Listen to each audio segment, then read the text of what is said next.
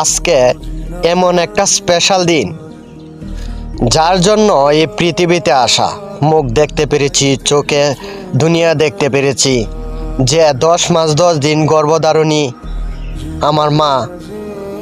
আজকে বিশ্ব বিশ্ব মা দিবস। মা তো মার কোনো তুলনা করা যায় না। মায়ের মতো সবাই হয় না। মা শব্দটা খুব মনের মায়া থেকে আসে, ভিতর থেকে আসে। যার মা নেই সেই বুঝে তার জ্বালা। মা সারা পৃথিবীটা অন্ধকার। মার দোয়াতেই আজকে পৃথিবীতে অনেকেই অনেক কিছু করতে পেরেছে, এটাই বাস্তব। হায়রে মা জননী আমার, হায়রে মা জননী, আঁচল দিয়া মুছে না কে আমার চোখের পানি। হায়রে মা জননী আমার, হায়রে মা জননী।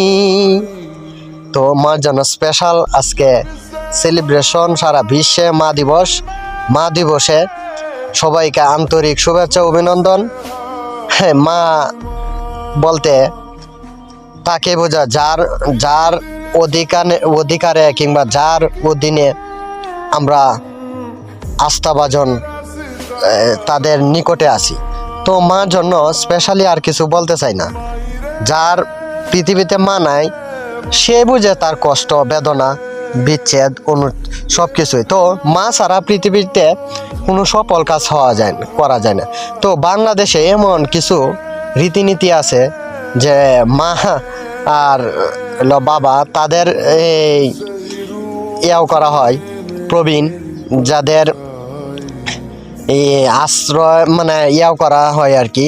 পৃথিবীতে বাংলাদেশে এরকম যারা বড় লোক, তারা মাদের দেখতে পারে না। তারা কি করে, বৃদ্ধাশ্রমে নেয়। হ্যাঁ রে, বুঝে না মায়ের কদর। আর পৃথিবীতে যে মা 5-6 জন সন্তান জন্মগ্রহণ করেছে কিংবা ভাইয়ের ভাই, সবাই কিন্তু মাকে দেখে না। যে দেখে সে কিন্তু সময় প্রেক্ষিতে পায় না। কিন্তু মা দোয়াটা যে কতটুক বড় এটা কেউ বলতে পারে না। মায়ের জন্য সবাই মাকে কোনোদিন কষ্ট দিবেন না।